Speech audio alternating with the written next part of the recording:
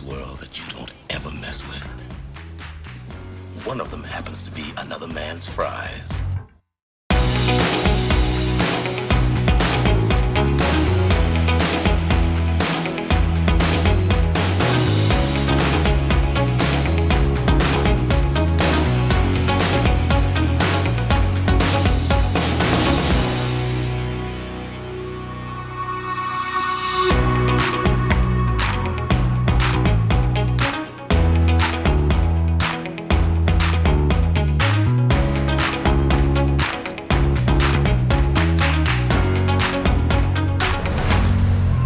Is that your final answer?